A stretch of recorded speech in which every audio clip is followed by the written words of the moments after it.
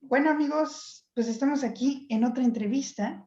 Como sabrán, este canal de Buena Fuente se dedica a hacer entrevistas y hoy tenemos a una gran invitada, que es una periodista independiente, una periodista de a pie del pueblo, que ha recorrido, bueno, varios países dando cobertura a importantes acontecimientos en toda Latinoamérica y también en Estados Unidos. Ha trabajado allá. Ha sido colaboradora de Telesur y es un honor tener a Lina Duarte. Es un honor tenerte aquí. Hombre, muchas gracias por la invitación, José. Un gusto estar aquí contigo el día de hoy. Sí, ya le hablé de tú. Perdón. Está bien, está bien. Ah, bueno. Pues bueno, pues es un honor tenerte aquí. Vamos a empezar. Vi el documental que me pareció muy interesante, que se llama Fue Golpe. Por ahí vamos a empezar. Fue golpe en Bolivia. Todos los que nos dedicamos al análisis, realmente vimos que sí fue un golpe en Bolivia, un golpe de Estado, aunque la derecha lo quiera negar, que quieran decir que Evo Morales hizo fraude, pero realmente no es así. Hubo un golpe de Estado el 10 de noviembre del 2019, si no me equivoco, sí, 2019. Sí, en realidad, bueno, esto de Fue Golpe justo nace de esa necesidad, ¿no? De aportar los elementos suficientes y necesarios para acabar con esta narrativa de que se había tratado de un fraude electoral impulsado por toda una maquinaria mediática, no solamente en Bolivia, sino a nivel internacional y fomentada y profundizada por organismos como la OEA o por personajes de la misma derecha regional, ¿no?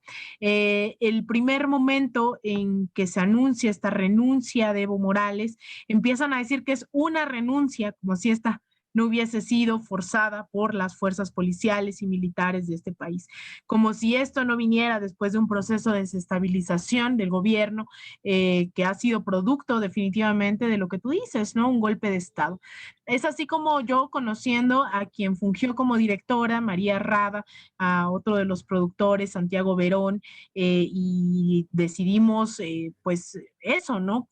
Sumar esfuerzos, sumar pues incluso talentos, ¿no? Sean muchos o pocos, decidimos ahí aglutinarnos para aportar nuestro granito de arena a tratar de desmenuzar históricamente, ¿no? Y con elementos, insisto, suficientes, esta narrativa de que realmente se había tratado un golpe de Estado. Y así es como nace este documental que nos lleva un año hacerlo, contactar también a un productor en Bolivia, contactar, bueno, yo hice estas entrevistas, las hice en Washington también con estos analistas que desmintieron este golpe de Estado, ¿no? Este centro de pensamiento, centro de investigaciones económicas y políticas con sede en Washington. Es decir, hicimos una recopilación no solamente de testimonios, sino de imágenes que dada la ausencia de medios de comunicación durante el golpe de Estado, pues era muy difícil también.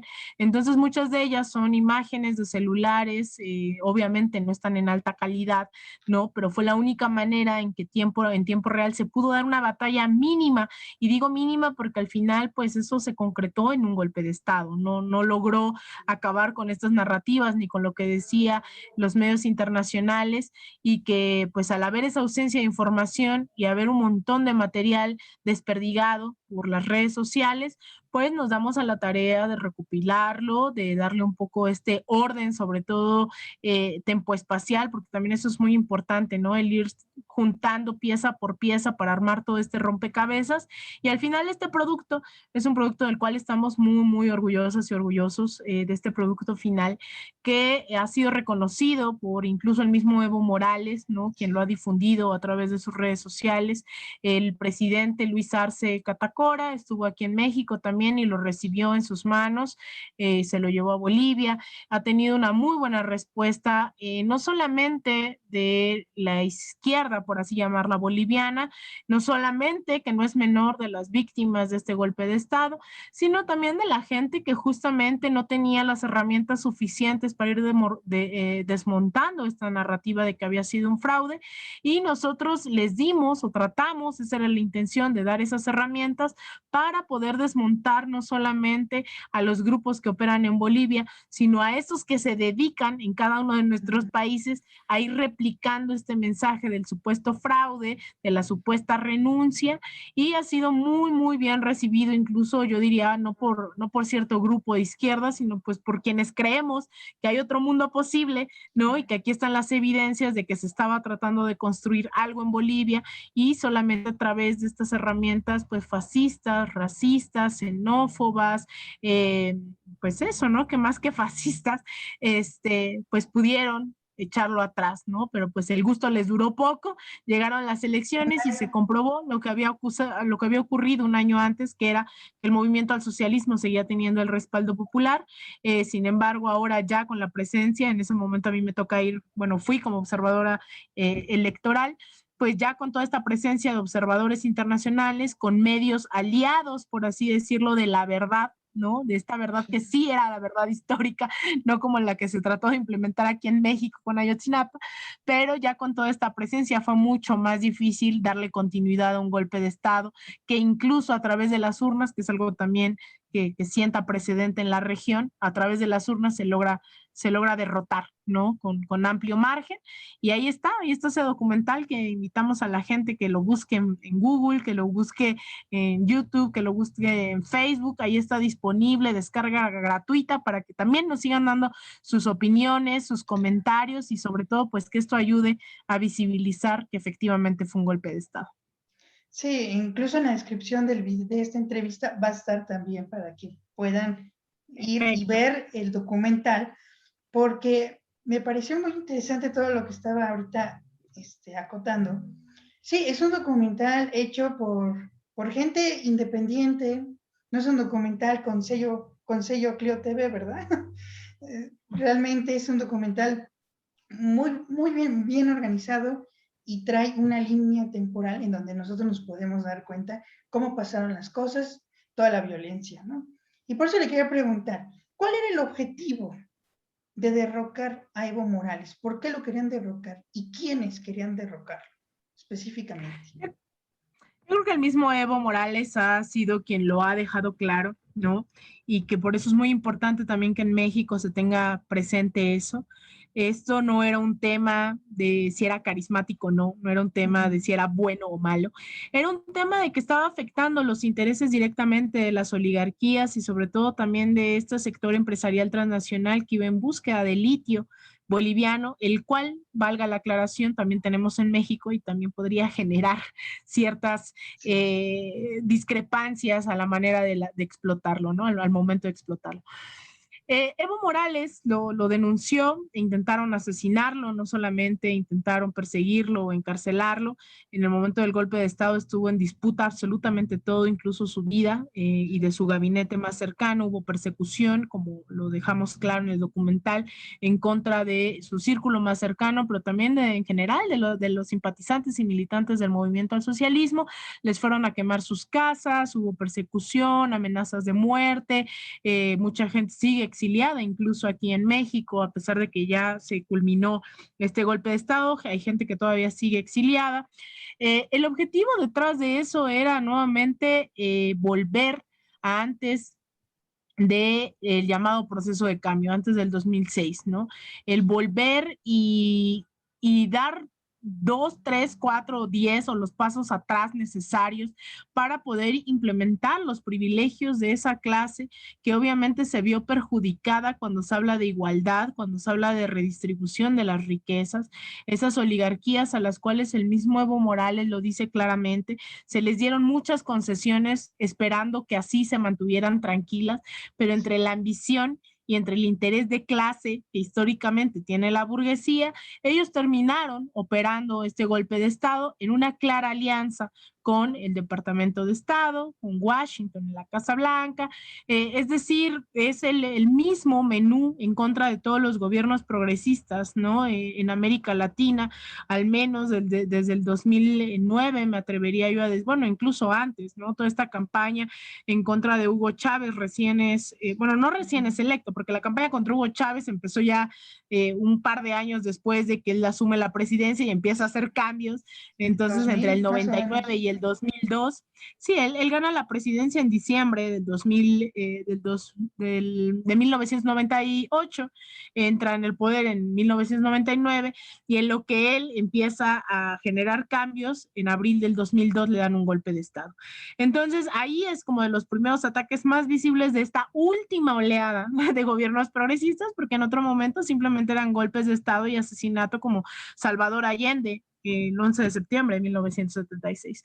Entonces, en esta última oleada, pues el gobierno de Estados Unidos ya no puede hacer lo mismo y bombardear, o puede, pero no lo hace, no bombardea los palacios como lo hicieron con Salvador Allende, pero sí pueden generar golpes blandos, sí pueden controlar los sistemas jurídicos, los medios de comunicación, y en el caso de Bolivia, pues orquestar con esta ultraderecha, ¿no? Totalmente fascista, racista, etcétera, etcétera, orquestar un golpe de Estado que al final pues no logró concretarse ni materializarse en un proyecto a largo plazo, sino que la misma fuerza popular, la misma organización popular y la evidencia de que fue tan brutal este golpe de Estado, pues no les quedó de otra más que aceptar, ¿no? Que había sido derrotada por la vía de los hechos y que también hay que tener presente que no fue nada más porque no lo lograran ellos, sino porque también Estados Unidos estaba en un momento bastante complicado con una rebelión interna que le impedía también estar al pendiente de lo que pasaba en esos proyectos colonizadores al sur de su frontera. Entonces, todos estos elementos nos llevan a creer o nos llevan a concluir, o a mí, al menos en lo personal, yo no tengo duda alguna, de que esto fue una cuestión orquestada por las oligarquías del país, de quienes quieren beneficiarse de la explotación de los recursos naturales y de la explotación del hombre por el hombre con ayuda de Estados Unidos. Entonces, ese es el trasfondo, que es el trasfondo histórico de los intereses de Estados Unidos, del imperialismo estadounidense, pero también de las burguesías y de las oligarquías locales y también regionales. Lo que vimos realmente, como mencionó, el litio, que ahí tocó un tema, híjole, exquisito, que abre muchas ventanas, muchas puertas, porque como tú dices, perdón, tenemos litio. México tiene litio. Y también se puede orquestar algo así. Y ahorita que tenemos la propuesta de que se quiere nacionalizar el litio, también ahí como que abre una puerta interesante. Pero incluso a mí me llamó mucho la atención que Ivanka Trump, antes de que pasara todo eso, fue a la frontera de Argentina, si no me equivoco. ¿A qué fue realmente? O sea, ahí hay intereses. Le quiero preguntar esa parte. ¿A qué fue realmente Ivanka Trump? Porque hizo un viaje antes de que pasara todo esto. Mira, no solo es el tema de Ivanka Trump, ¿no? O sea, también es como este permanente chequeo de las colonias de Estados Unidos, ya sea a través de la OEA o ya sea a través de Jared Kushner o a través de Ivanka Trump o ahora a través de los demócratas que aunque se digan demócratas en realidad solo son más cínicos y más hipócritas al momento de hacer exactamente lo mismo que hacen los republicanos, pero vestidos con intereses de ser amigable con la comunidad LGBT, de ser amigable con las comunidades afroestadounidenses, de ser amigable con la comunidad latina, lo cual es total y brutalmente falso. Entre comillas, ¿no? Yo no sé, claro, o sea, yo no sé específicamente si Ivanka Trump fue a chequear algo con respecto al golpe de Estado. Sin embargo, el imperialismo estadounidense no funciona solamente con visitas presenciales, ¿no? Funciona con alianzas regionales estratégicas y haciendo de la OEA, como decían hace unas décadas, el Ministerio de Colonias de Estados Unidos. Entonces, así es como funciona la política estadounidense, como funciona el imperialismo, y que en el caso de Bolivia claramente había habido un ataque constante en contra de la administración de Evo Morales, en contra de lo que representaba también esta administración, ¿no? En términos de que se había incluido a las y los históricamente marginados y excluidos de este sistema, y que ahora eran esas comunidades indígenas, esas comunidades pobres, desplazadas, las que estaban tomando decisiones del rumbo de Bolivia. Y eso obviamente a un sector mayoritariamente blanco, poderoso, empresarial, pues como que no le gustaba mucho, ¿no? Y tan así que aun cuando se logra tener un avance en Bolivia único, ¿no? En temas, por ejemplo, esta noción de un Estado plurinacional que ya quisiéramos en México tener, ¿no?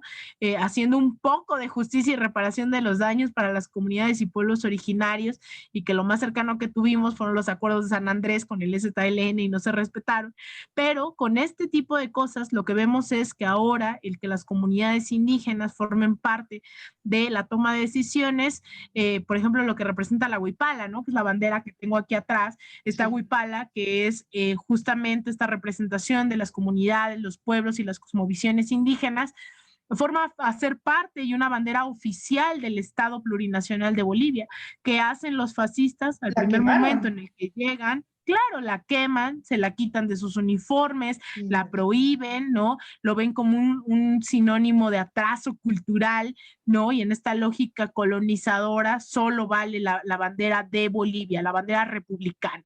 Entonces, pues obviamente estos sectores estaban muy molestos, y Estados Unidos, pues obviamente tampoco le hacía mucha gracia que se estuvieran organizando en el sur bajo proyectos ecosocialistas, socialistas o mínimamente progresistas, ¿no? Porque todos son muy distintos entre Bolivia, Ecuador, Venezuela, tienen diferencias abismales, pero que este grupo se estuviera organizando bajo un paraguas de algo que no fuera Estados Unidos, obviamente les molestaba bastante, ¿no? Y eso fue la concreción de un golpe de Estado en contra de Evo Morales. ¿Y cuál fue el significado de ver a Áñez y al ejército poniendo en la banda presidencial, y también que ella entra con una Biblia, regresa la Biblia al palacio, una Biblia evangélica, si no me equivoco? Es parte, ¿no? Nuevamente de toda esta lógica colonizadora, racista, blanca, llena de privilegios, en donde la lucha y las identidades indígenas se ven como parte de un atraso, ¿no? Como parte de lo que quieren olvidar, y no solo olvidar, quieren borrar, ¿no? Y salen y masacran al pueblo indígena en Bolivia. Eso es la Biblia, ¿no? La recolonización de su política, nuevamente la exclusión de los sectores que habían sido olvidados, y que este llamado proceso de cambio vuelve a incorporar a la vida pública, no vuelve, incorpora por primera vez en la vida pública, en la vida social, cultural, ideológica de Bolivia. Y pues bueno, el enojo los lleva a quemar huipalas, a entrar con una Biblia, a salir a masacrar, ¿no? En Sencata y en Sacaba. Entonces eso, o sea, se muestra como es la derecha, antidemocrática, racista, clasista, ¿no? Pero que fue muy violento. O sea, fue muy violento porque ellos creían que ya lo habían ganado todo, ellos creían que esto ya no tenía vuelta atrás, y al final la organización popular les dio la vuelta, ¿no? Y los mandó, por decirlo menos, al basurero de la historia, y eso es mucho decir, cuando en realidad lo mínimo que merecen, y en ese proceso están, pues es cárcel, ¿no? Y justicia para las y los asesinados. Sí, como tú mencionaste que muchos murieron, muchos indígenas, ¿y dónde estaban, no, las organizaciones internacionales? Yo cuando vi el documental vi videos en donde no los vi en medios internacionales, con excepción de Sputnik y de Russia Today, que ahí sí más o menos sí vi algunos videos, pero en los demás y más norteamericanos y estadounidenses no vi ese tipo de videos de cómo caían los indígenas y cómo los mataban, los heridos, y todo eso no le importaba a Luis Almagro, ¿no? No lo vimos ahí en ese papel. Claro, y es esta necesidad, ¿no? Nuevamente de por eso hacer lo que estamos haciendo con este documental, porque yo creo fervientemente que los medios de comunicación también jugaron un rol fundamental dentro de todo esto, al invisibilizar o al llevar una narrativa totalmente errónea, adrede, ¿no? O sea, no era como que, ay, se equivocaron y no entendían lo que estaba pasando, al contrario, esto era una cuestión de defender los intereses de Estados Unidos, defender los intereses de las oligarquías, defender los intereses de la banca, etcétera, etcétera. Entonces, yo creo que esa llamada comunidad internacional al final pecamos, ¿no? De ingenuos cuando seguimos llamando a la comunidad internacional, cuando lo menos que tienen es justamente este deseo de hacer comunidad y de velar por sus intereses, y que cuando se trata de los intereses de este norte global, entonces sí sale la comunidad internacional a defender los intereses de sus iguales, pero cuando se trata de este sur global generalmente, ¿no? Este sur explotado históricamente, entonces la comunidad internacional sirve para nada, ¿no? Sirve para callarse, sirve para justificar la violación de derechos humanos y las masacres, sirve para cuestionar a los movimientos sociales, sirve para cuestionar la soberanía y el deseo antiimperialista de la gente. Y esa comunidad internacional al final nos las han machacado durante mucho tiempo, cuando en realidad son intereses de ciertos sectores representados en gobiernos que responden a esos sectores. Entonces, la verdad es que yo creo que quienes terminaron saliendo a denunciar fue la gente, ¿no? La gente de a pie, fueron campañas internacionales, fue la comunidad boliviana alrededor del mundo, ¿no? Esto que se llama Huipalas por el Mundo, que es una organización que se encuentra en Europa, que se encuentra en un montón de lados. Entonces, y fueron medios independientes o medios que fueron creados bajo la lógica de acabar con esas narrativas como Telesur, ¿no? Que Telesur al final es pues la concreción de ese deseo de acabar con esas narrativas. También entonces ahí fue cuando Hispan TV, RT, ¿no? Esos fueron los medios que tampoco fue casualidad, lo sacaron del aire durante el golpe de Estado a Telesur, a RT, ¿no? Corrieron a periodistas, atacaron periodistas, ¿no? También al Jazeera, creo, también a una periodista de Al Jazeera. Sí, o sea, fue un ataque brutal, ¿no? En donde dices, bueno, esos son los medios que eran los enemigos de los golpistas, ¿no? Y que fue muy evidente. Pero ganó Luis Arce y terminó esa masacre, y ahorita Áñez ya está en prisión, pero para ir agilizando esta entrevista, no quitarte mucho tiempo, llega en Ecuador las elecciones al par de Perú, que ahorita vamos con Perú, pero llegan al par las elecciones en Ecuador, ahorita en 2021, y gana un exbanquero, representante de la bancocracia, del neoliberalismo, llega Lazo. No ganó el correísmo. ¿Por qué no ganó el correísmo y por qué ganó Guillermo Lazo? Pues hay muchas cosas. Yo lo que he tratado de insistir es que no hay que leer estas elecciones en función de las urnas de la segunda vuelta. Hay que leer esto en el marco de un correísmo que también dejó mucho que desear, que avanzó en términos de infraestructura, de construcción de escuelas, vivienda, etcétera, etcétera, que la gente reconoce esa brecha democrática que se abrió, que tuvo una de las constituciones más avanzadas de la época, dotándole de derechos a la madre naturaleza, ¿no? El correísmo realmente avanzó en esa brecha democrática, dando igualdad, incorporación de grupos excluidos, etcétera, etcétera, pero también a la gente no se le olvida que el correísmo atacaba a las feministas, que el correísmo atacaba al movimiento indígena, que no supo tener vínculos con los movimientos sociales, y es algo que la gente no olvida, ¿no? Por otro lado, los medios de comunicación hicieron una campaña muy brutal en contra del correísmo, hicieron una campaña haciendo creer que Lenín Moreno era correísta, ¿no? A pesar de la traición, priorizaron que Correa, lo cual es real también, ¿no? Puso a Lenín Moreno, es totalmente cierto, sin embargo, se minimizó la traición y mucha gente actualmente cree que sí es correísta Lenín Moreno. La otra es toda la persecución judicial y todos los intentos de proscripción de Andrés Arauz, de los partidos y plataformas que ellos usaban, de la persecución política del mismo Rafael Correa en contra de los y las correístas hoy exiliadas y exiliados aquí, por ejemplo, en México, como Ricardo Patiño, ex canciller, o Gabriela Rivadeneira, expresidenta de la Asamblea Nacional. Hubo una persecución política, esta campaña mediática, campaña jurídica, es decir, no fueron en las mismas condiciones estas elecciones para ambos grupos. Y sumado a los errores del correísmo y sumados a la arquitectura de un tercer candidato como Yacu Pérez, que enarbolaba todos los errores del correísmo como su agenda, pues se hizo un cóctel en donde la gente definitivamente terminó votando por la estabilidad, votando por alguien que no fuera tan extremista, que no fuera, ¿no? y al final tienes un país sumamente dividido, con casi el 50% de la votación.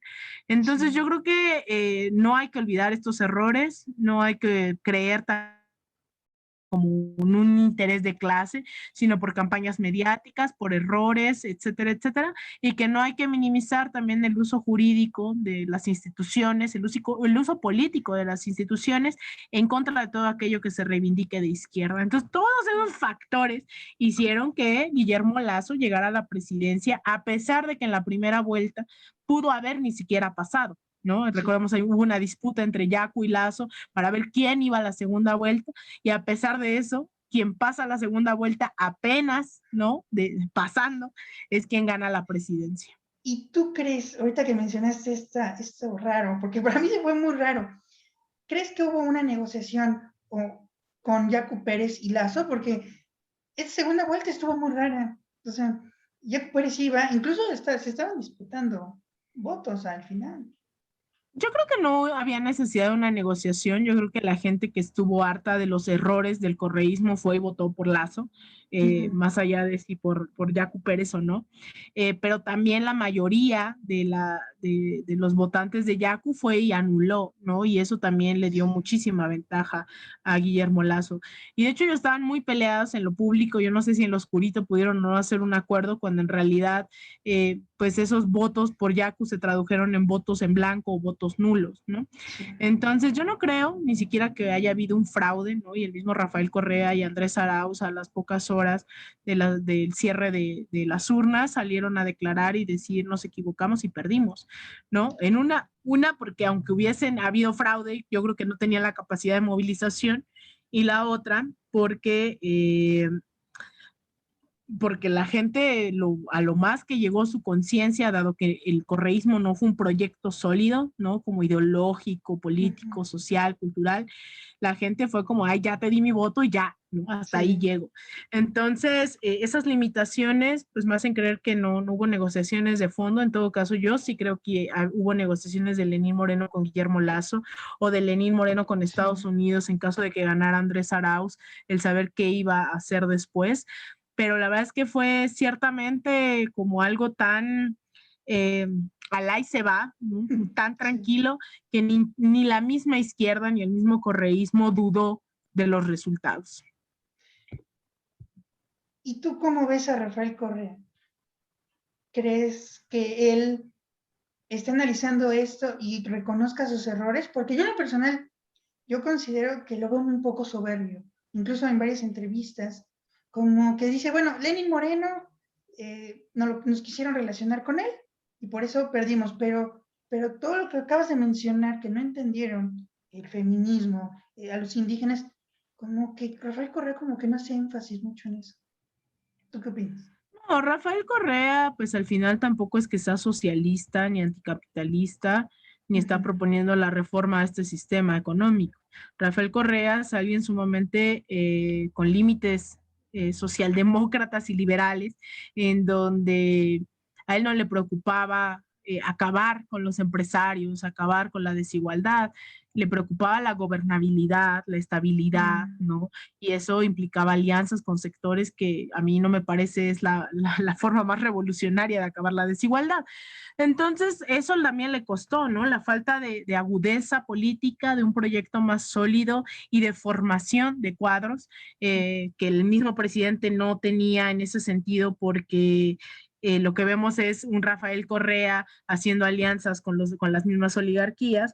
Entonces, Rafael Correa, pues su límite no es la voluntad, su límite es el mismo proyecto que enarboló, que era un proyecto muy socialdemócrata, a diferencia del horizonte más hacia el socialismo que se planteaba el mismo Hugo Chávez o incluso Evo Morales con sus particularidades, ¿no? Entonces, ahí están las consecuencias de no proponerte la transformación del sistema y solamente reformarlo. Y ahorita que mencionaste ese tema, te lo tengo que preguntar, porque si no, fallé en esta entrevista.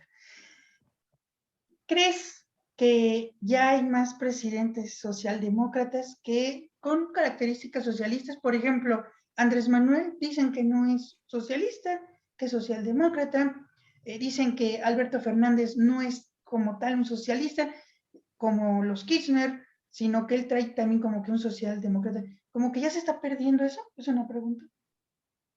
También se subestiman los aportes que ha hecho Venezuela, se subestima lo que implicó esta primera oleada de gobiernos progresistas, se subestima el poder de la autocrítica y entonces están repitiendo exactamente los mismos errores que ya repitió Rafael Correa y que ya tuvo Evo Morales y que ya tuvo Cristina Fernández de Kirchner, etcétera, etcétera, ¿no? Y es subestimar las campañas mediáticas, subestimar la persecución política, el uso jurídico de las instituciones, se subestima todo eso. Entonces nos quedan gobiernos bien lights que creen que todo es cuestión de popularidad, aprobación y de una plataforma electoral, ¿no? Yo creo que hoy Morena está en ese debate, en saber si realmente se está proponiendo ser más que un partido electoral y proponerse un partido con un horizonte de un programa sólido. Pero yo no creo tampoco que Andrés Manuel sea socialista, no creo que Alberto Fernández tampoco lo sea. Yo creo que tienen estos límites, ¿no? También, primero en México, del estigma de lo que significa ser socialista, pero también con las alianzas que tiene Andrés Manuel con Carlos Slim, Salinas Pliego, pues creo que no es muy socialista, que digamos, ¿no? Me preocupa que se repitan los mismos errores, que no se entienda la necesidad de profundizar un proyecto nacional en términos ideológicos, políticos, sociales, que vayan con un trasfondo realmente de acabar con la desigualdad, y esa desigualdad no se acaba con alianzas con los explotadores y los opresores. Entonces, ahí estamos, ¿no? Ahí estamos en un momento en donde esto ya lo vimos en América Latina, más bien vamos a ver si estas elecciones en México son un punto de quiebre para ir o más a la izquierda o lamentablemente también puede estar la opción de ir más a la derecha. Y tengo una pregunta porque he visto varios, también otros expertos que dicen, y yo quiero ver tu opinión, que también ya la dicotomía de izquierda y derecha ya no está funcionando, no te preocupes, ya no está funcionando también para describir este tipo de ideologías. ¿Tú qué opinas? Sí, yo creo que cuando decimos izquierda y derecha suele ser algo más, vaya, más laxo, ¿no? Al momento de describir los proyectos, porque no puedes decir que eh, incluso a la izquierda, ¿no? Cuando hablamos de Ecuador, yo creo que nos quedamos muy cortos cuando hablamos del correísmo como izquierda, cuando realmente hay una izquierda más a la izquierda que el correísmo. Entonces yo creo que sí es propio, ¿no? Que empecemos a tener más rigurosidad a la verdad del socialismo, de la socialdemocracia, del reformismo, y que la gente un poco vaya entendiendo cuáles son esos errores de esos gobiernos. No fue un error el ser de izquierda, fue un error ser una izquierda socialdemócrata, fue una izquierda que no acababa con las desigualdades de fondo. Los errores, incluso por ejemplo en Venezuela, cuando tuvieron la oportunidad realmente de ir al trasfondo, y yo sí lo voy a decir como son, ¿no? O sea, que pudieron haber expropiado esa burguesía que les está jodiendo desde hace muchos años y apropiarse eso, que el gobierno, el Estado tuviera esos medios de producción, no lo hicieron. Y se está pagando las consecuencias de no haber redistribuido, ¿no? Los medios, o sea, los medios, pero también eh, sus su producción, por ejemplo, ¿no? Que solamente se dedicaron al petróleo y dejaron en manos de esta burguesía nacional la producción y distribución, por ejemplo, de muchos de los alimentos. Entonces sí hay que ser más exigente para no caer solo en izquierda y derecha, porque incluso dentro de esta llamada izquierda en México, yo creo que muchos más que de izquierda es esta derecha vestida de izquierda.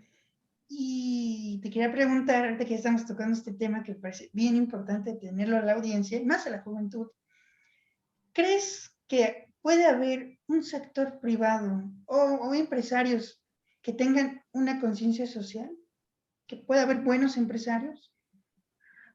Pues yo creo que la explotación no es una cuestión de si son buenos o malos, ¿no? La explotación se da y los empresarios viven de explotar a su clase trabajadora. Entonces, uno no pueden ser, y yo creo que eso confunde mucho a la gente de si hay empresarios buenos o malos.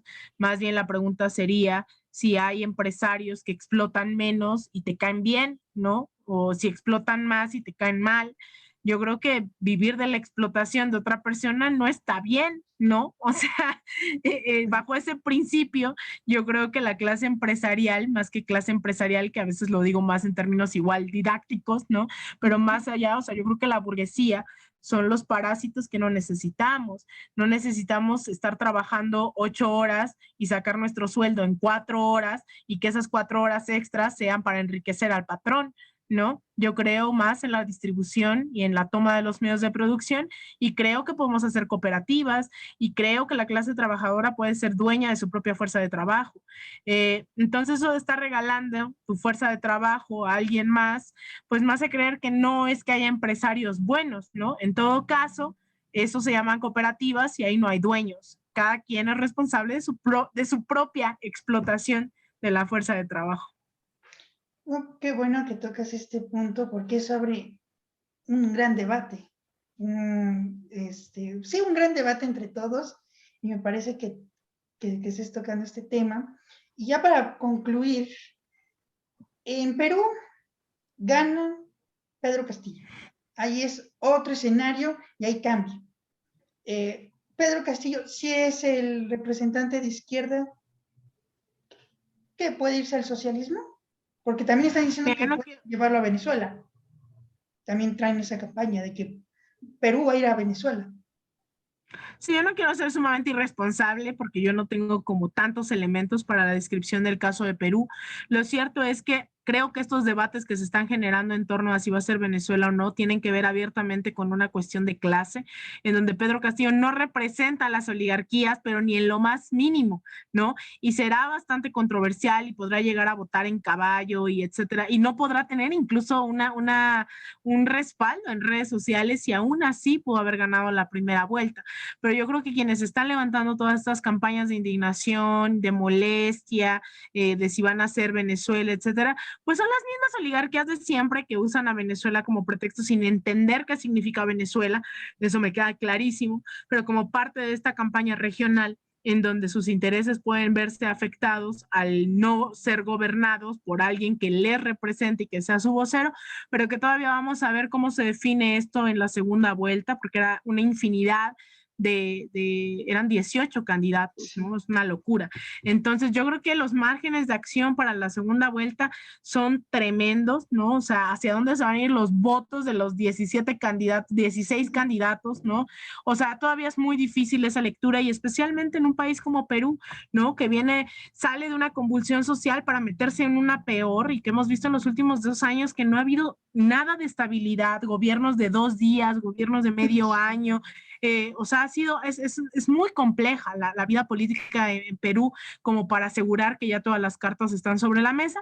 Lo que sí es que fue algo muy inesperado, incluso para muchos y muchas analistas, ¿no? En la región, de que también eso nos deja una gran lección a quienes nos dedicamos a esto, que tiene que ver con las redes sociales, son un mundo aparte, ¿no? Claro. Y hay que entenderlo y cada vez hay que, pues, ponerlo más en su justo sitio, porque alguien que no tiene un respaldo en redes sociales fue capaz, ¿no?, de pasar a una segunda vuelta presidencial e incluso está disputando la presidencia de un país. Y yo te quiero preguntar ya para finalizar, ¿crees que pueda surgir el mismo escenario con lo que pasó con Lazo, pero que gane Keiko Fujimori? Mira, la derecha en Perú está sumamente arraigada, no ha perdido grandes cotos de poder. El hecho de que alguien como Keiko Fujimori, que no es sino la hija del presidente que por excelencia, o uno de los presidentes, porque también está Alan García, que por excelencia representa la fase neoliberal en Perú, es brutal, ¿no? Es como si llegara aquí el hijo de Carlos Salinas de Gortari y entonces tuviera posibilidades de ser presidente. O sea, de esas dimensiones estamos hablando, ¿no? Entonces, yo creo que todo está todavía, insisto, sobre la mesa. Es un panorama que suele ser muy complejo de por sí en el día a día de las y los peruanos y que en coyuntura electoral se multiplica, ¿no? Y que con esto, con tantos candidatos, con todo al aire, es muy difícil que podamos llegar a conclusiones a meses, ¿no? Estamos a, ¿qué? Estamos en, ¿qué? Abril, a mes y medio de las elecciones, ¿no? Que son el mismo día, la segunda vuelta que las elecciones aquí en México. Entonces, pues vamos a estar al pendiente de cómo avanza, pero yo creo que en tiempo, ¿no? Si se mide este tiempo en días a lo Perú, es un montón de tiempo y todo puede cambiar de la noche a la mañana y puede haber otro golpe de estado y puede pasar todo, ¿no? Es un poco también la complejidad de entender y de poderle seguir el paso a Perú. No, pues todo lo que estás comentando es muy interesante. Como tú dices, puede cambiar un día en la noche a la mañana y puede ganar Pedro Castillo o puede ganar esta Keiko Fujimori. Las cartas todavía, como tú dices, no están sobre la mesa todavía. Y bueno, pues me dio mucho gusto tenerte aquí, platicar un poco de América Latina, porque México tiene que mirar a América Latina. Bueno, yo digo que México tiene que mirar a toda América para que haya una unión, ¿no? Yo soy alguien que quiere la unión de toda América. Lo veo muy imposible, pero una unión de No, yo soy americanos. ferviente, yo también soy ferviente creyente de la patria grande, Claro. y yo creo también que las fronteras a veces nos hacen caer en una división absurda cuando al final se trata de una lucha de clases, y las y los históricamente oprimidos somos los mismos, sean en Chile con los mapuches, o sea en Bolivia con los aymaras, o sea en México, ¿no? Con todos nuestros pueblos, con todos nuestros movimientos, etcétera, etcétera. Entonces, pues te agradezco más bien el tiempo y que espero que esto llegue a incidir en alguna mente, en algún corazón, para que también miremos más al sur. Yo también lo creo que hay muchas respuestas, ¿no? Hoy en México, con esta cuarta transformación, tenemos muchas preguntas, pero yo creo que en América Latina hay muchas respuestas que a veces también que responde a esta lógica colonialista, ¿no? O sea, colonizadora, y que nuestras mentes siempre están mirando al norte, pero si viéramos la riqueza del aprendizaje, las lecciones y todo lo que América Latina, y no digo históricamente, sino incluso solamente acotando estos últimos 20 años en América Latina, hoy yo creo que no solo la cuarta transformación, sino nosotros en nuestro día a día podríamos aportar un montón a esa transformación, sea cuarta, quinta, pero una transformación real. Entonces te agradezco mucho, José, y pues un gusto haber estado aquí contigo. ¿Y dónde te pueden seguir? ¿Cuáles son tus trincheras para que te pueda seguir el público? Pues mira, yo los invito a que me sigan en Twitter, estoy como @Alina Duarte _, en Instagram _Alina Duarte, en facebook.com/Alina Duarte periodista, también en mi canal de YouTube Alina Duarte, en donde prometo voy a subir más contenido, pero no me da la vida. Entonces, pues ahí espero No, sus comentarios, sus mensajes, trato de responder lo humanamente posible. Todos los mensajes, trato de responder comentarios, quejas, sugerencias, de vez en cuando también peleas, lo que quieran, ¿no? Ahí estoy, ahí están mis mensajes directos abiertos, mi arroba, ahí está, de que me encuentran, a veces tarde, pero me encuentran. Entonces ahí estoy para que vayan y me sigan y me comenten y me digan todo lo que quieran. no, pues, pues espero que se vuelva a repetir esta amena charla, que no sea la única. Y bueno, pues al público le queremos agradecer por estar aquí con nosotros y nos vemos en otra entrevista.